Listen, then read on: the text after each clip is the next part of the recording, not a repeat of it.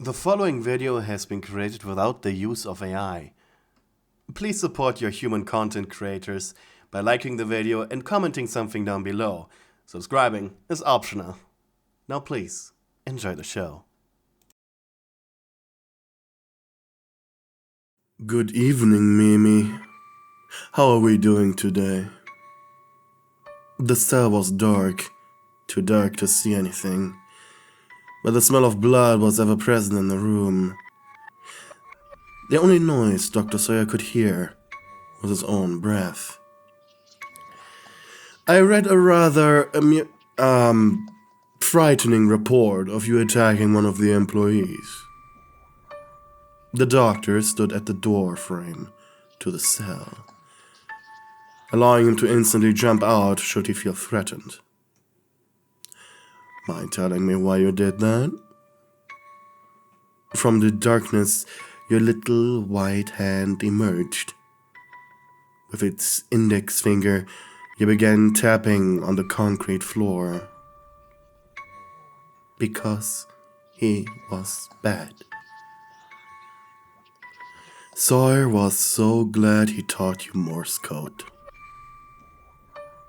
What did he do?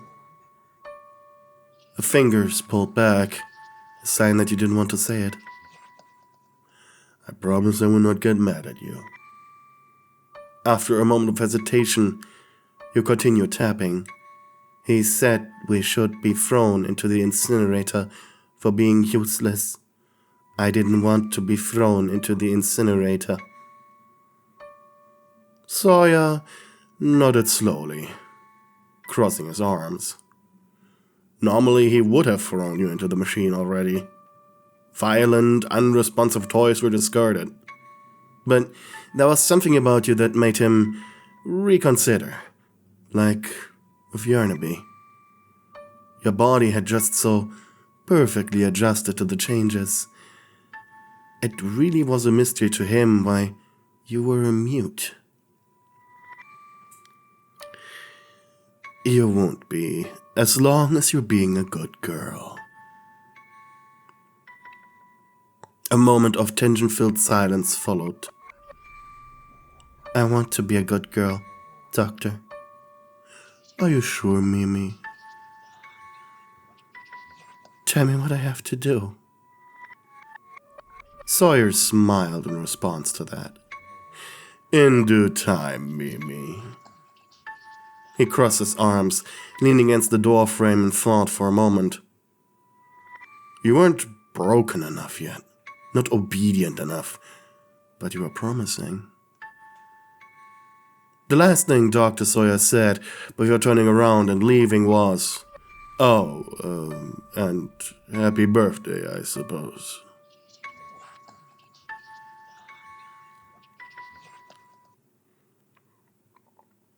It was the hour of joy. People were being slaughtered left and right, while you sat quietly inside your cell, listening to the carnage. It had been a long time since you had seen the doctor, but you heard his voice over the intercoms. He spoke to you right into your cell, listening to you. You knew he was the one observing you when the TV screen hanging on the top corner of your cell turned on, showing a purple eye. Mimi. He purred. Slowly you stood up. Staring at the TV screen, you tapped on the wall. Yes, Doctor? There are a few very bad people out there. How many? You tapped. The screen turned red, and names began to quickly flash on the screen, all people who he saw as having wronged him. I am letting you and Yarnaby have some fun outside. Be sure to return when you had your fill. Do not bother the other toys, got it? They have very important goals too. But you may fight back if one goes after you. That's so much more to do once you're done.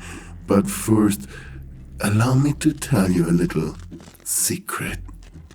Call it a tiny, not insignificant modification I have done to your body in case I needed a helping hand.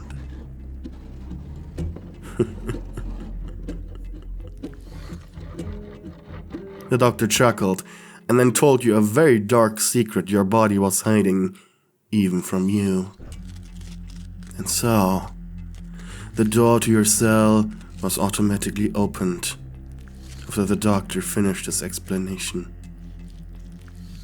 You had a mission now, and you had all the tools you needed with you. On shaky legs, you walked towards the opening, towards the light, and found yourself in the quarantine cell block. "Oh shit, there's another one!" shouted a frightened voice. Your head turned towards it. 4 men, 1 woman. They were covered in blood and grime, exhausted, sweaty. They were hurt. They were bleeding. It's okay. That one's Mimi. She doesn't do much. His eyes, however, widened as from your right arm a little mechanism began clicking, and out of a hole beneath your wrist extended a long, slender blade, about 8 inches. "Run!" shouted the employee as you broke out into a mad sprint towards them. You were Mimi. Your human name, long forgotten. A bigger body's toy based on the Mimi designer dolls. Or as one of the bigwigs at Playtime had described your toy line as dolls for collectors. Highly expensive and very much beloved by more sophisticated children and creepy adults. With the tagline, "A toy today, an heirloom tomorrow." Usually dressed in Victorian-era dresses, each and every one of them was special, due to the production process stopping just shy of completion. Each face was painted delicately by hand, making each and every doll unique and incredibly expensive, especially since every doll needed to be premium ordered by calling a hotline. In your bigger body state, your body had been covered in a white polymer that fused with your flesh, giving it the appearance of porcelain, yet keep the feeling of regular skin. Your face was beautifully painted, with rosy cheeks, silver blonde hair. You wore a black dress that you had cut around the knees for your more mobility, using the attachment the doctor had given to you, a weapon that you now used for its intended purpose. You approached the survivors with a speed that should be impossible for someone who spent such a long time kneeling, alone and unmoving in a concrete cell. The first man you slipped past, the second you pushed aside, and the third person, the woman, Dr. Anastasia, was on the list. And without hesitation, your blade pushed into her chest, right between 2 ribs, straight into her heart. With shock, she stared at you as, likely in the last moments of her life, she realized that you weren't just slaughtering anyone. Slowly you pulled out your blade, kicking off her lifeless body. One of the men, enraged by your attack, swung a security baton at you. But you held up your blade, parrying it with ease. Elegantly, you stepped aside, and with a beautiful flurry, you jabbed the blade into his throat. The other survivors, meanwhile, turned tails and ran. You spent the entire hour of joy slaughtering VIPs all throughout the facility, and anyone getting in your way, be it toy or person. Your list was every medical staff involved in the plot to cut Dr. Sawyer into tiny giblets. Every middle manager or VIP daring to make fun of him in his new state. Every single employee he perceived as a strain on his company. By the time you return to your cell, you're covered from head to toe in blood. The tip of your hidden blade chipped from use, and it had lost about a fifth of its original length. You had done it for him, your beloved doctor. Stepping inside your concrete coffin, you stood there, unmoving, except for occasional twitches and shakes. You were overstimulated. Blood dripping from your body, its smell and taste imprinting on you for eternity. Mimi. Your head shot towards the TV. You did us a service. Retaliation. Isn't that the most beautiful of feelings? You stepped over to the wall opposite to the TV. Using your non-bladed hand, you tapped. Whatever you say, Doctor. The future is looking brightly towards you, Mimi. You're a very good girl. And after this, the doctor went quiet for a long, long time. From outside your cell, you heard noises. There were things happening. Sometimes screams, sometimes hushed conversations. All until one day, a smell entered your nostrils. It was strong enough to make you react, to make you get up and open your eyes. Before you stood a massive, colorful figure, Yarnaby. His happy mask smiled down at you. With your left hand, you reached out, placing it against his plastic face. You could feel his movements. He was twitching beneath, resisting the urge to bite you. Well, if he would, you wouldn't go down without a fight. Your hand instinctively moved to the root of his plastic face, scratching over the soft, dirty fur. And the monster growled, pleased, nudging your face like a cat. A kinship. After all, you both had the same master. And after a moment of affection, the monster took a step back. His mask opened up, and a bloody slab of meat was dropped. Yarnaby closed his mouth and inspected you closely. From the intercom, finally, came his voice. Happy birthday, Mimi. Eat. You lunged forward, slamming your face into the raw flesh, your mouth biting into it. It was warm and wet. You had been so hungry, starving for so long. The bloody meat was the greatest thing you had ever eaten. But then, Mimi, my sweeting, I'd like you to accompany Yarnaby. There are a few interlopers interfering with my work. Hunt them down and I will allow you to visit me, if that is what you desire. you reached over your half-devoured meal and began tapping on the ground. Nothing would make me happier.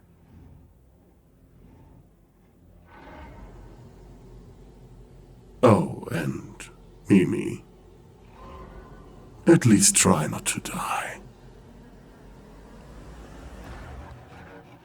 The next 14 days were spent in absolute horror. Well, not for you, but for the toys of the prison. Out of the shadows, a new apex predator had entered.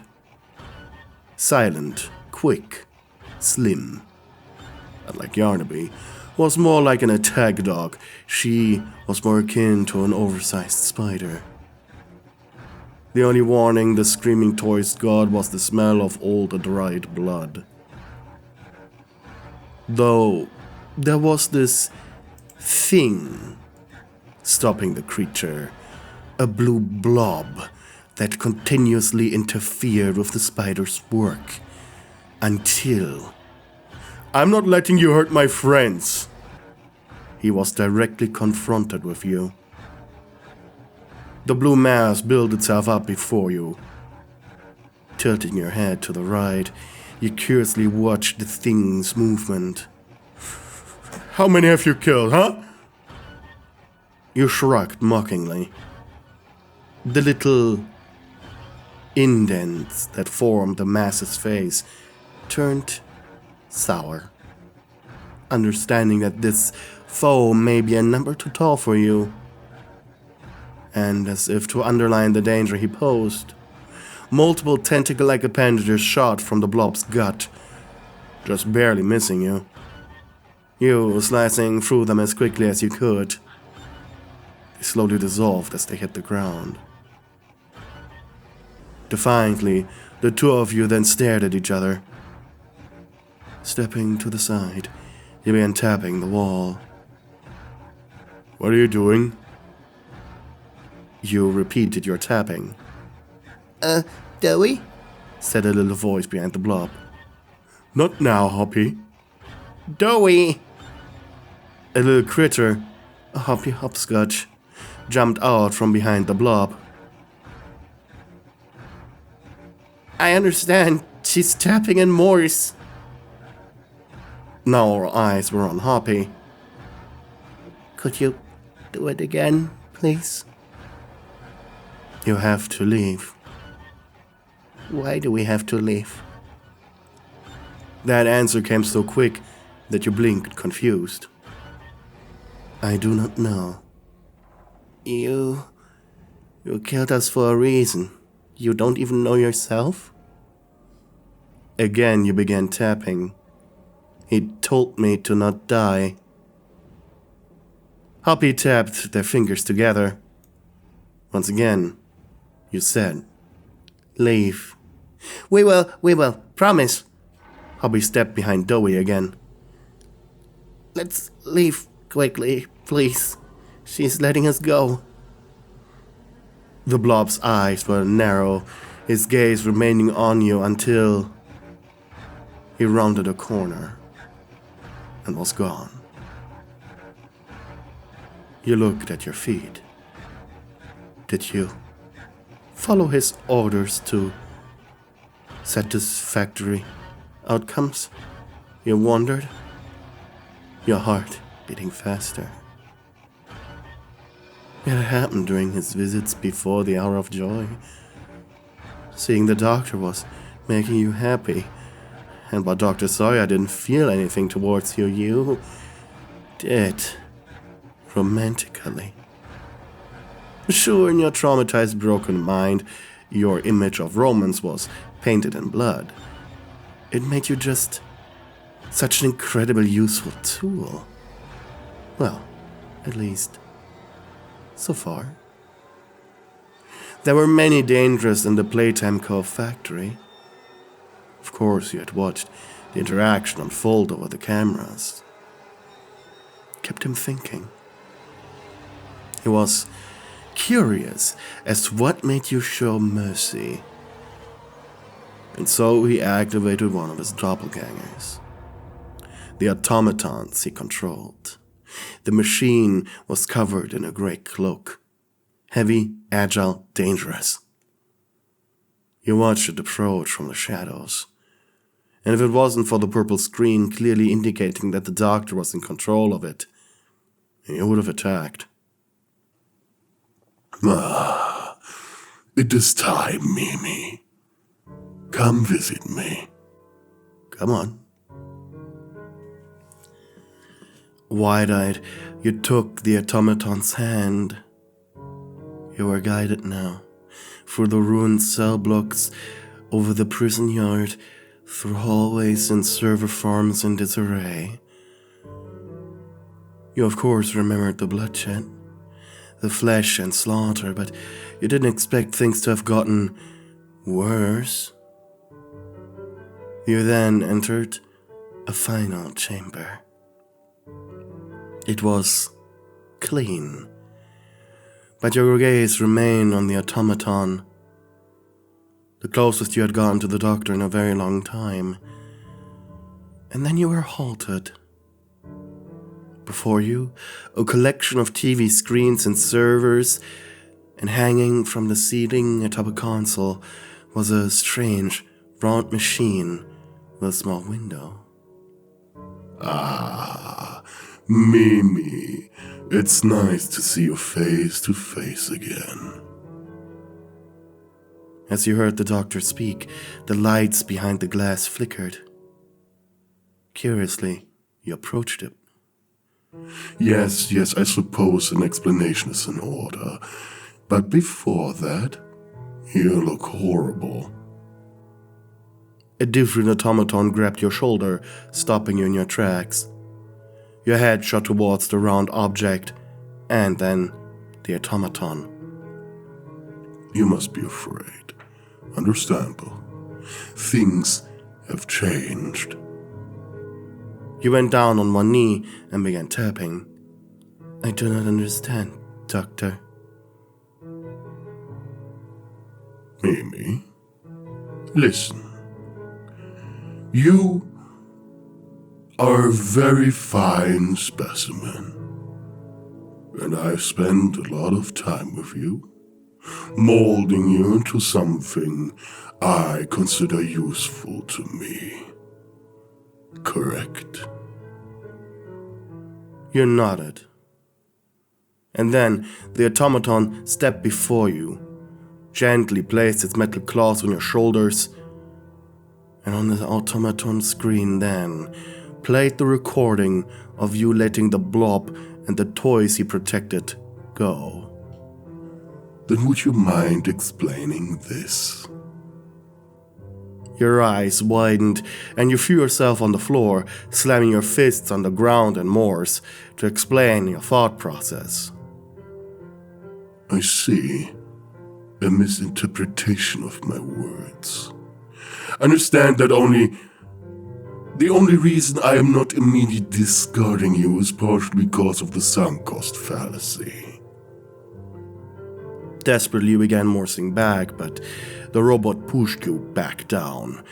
Scared, you stared up at the eye. It doesn't matter what you say, as I've already made several decisions. Though perhaps I have to tell them to you. After all, it is your birthday.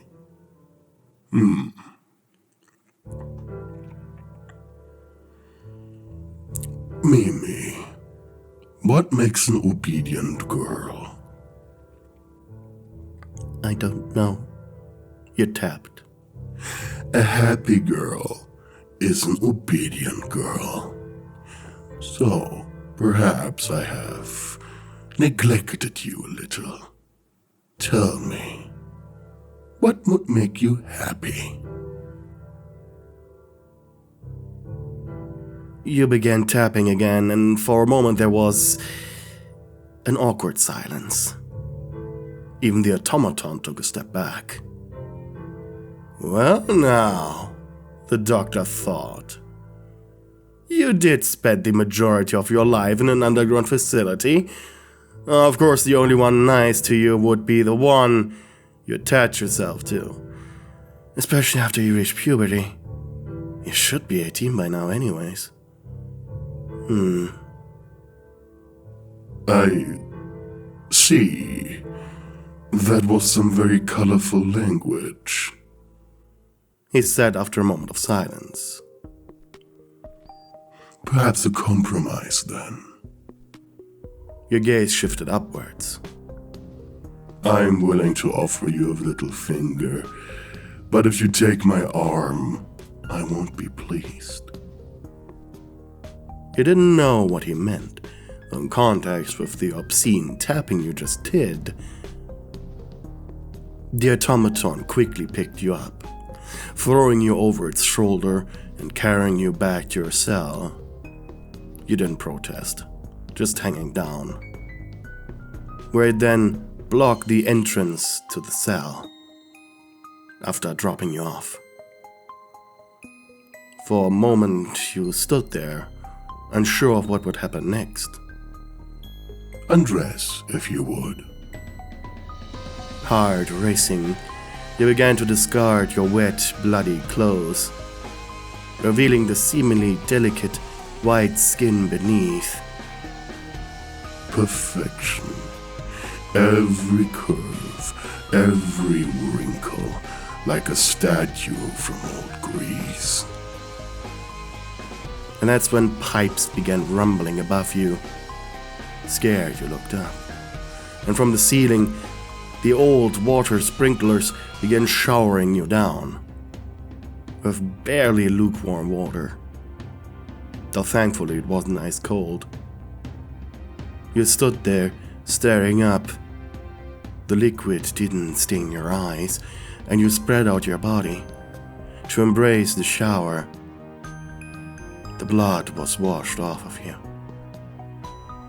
Quietly, the doctor sighed. The problem was that with his body being all cut up and in different places all throughout the prison sector, the pleasure that came from hormones was quite literally locked away from him, as his brain was no longer connected to the necessary organs. He knew and felt a certain attraction to your body, of course, but no real excitement. But you enjoyed it, being seen by the doctor in such a vulnerable position. You gave him a puppy look, and so the automaton went inside, pushing you up against the wall, screen flickering. Something tells me you have been desiring something like this for a long time. Mimi. Your lips quivered. The metal fingers of the doppelganger were tapping rhythmically. The concrete wall just next to your ear. His other hand grabbed your chest. The metal was cold against your synthetic skin. Sharp metal squeezing, pinching, making your body shiver with delight. You exhaled out of your mouth. I admit I'm a little disappointed. I was partially hoping to get you to somehow vocalize. I suppose I was still holding onto the hope that your muteness was based on trauma rather than a biological disability brought forth by your changes. Well, I can accept this. His voice sounded a little smug, as the doctor gripped your chest tightly with both metal claws. Your wet body was shaking as he massaged you, your knees quivering weakly, and slowly began sliding down the wall. Amused, Dr. Sawyer's automaton went on one knee to stay at an appropriate height above you, pushing you down onto the hard floor. He raised his right arm, his mechanical fingers twisting, moving in a way that made your heart beat faster. You'd blush if the synthetic skin covering your body could do so. And it was time for you to receive just what the doctor ordered.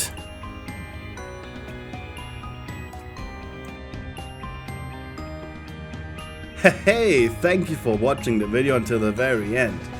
If you managed to get this far, leave a comment with the word pickles below as our little secret.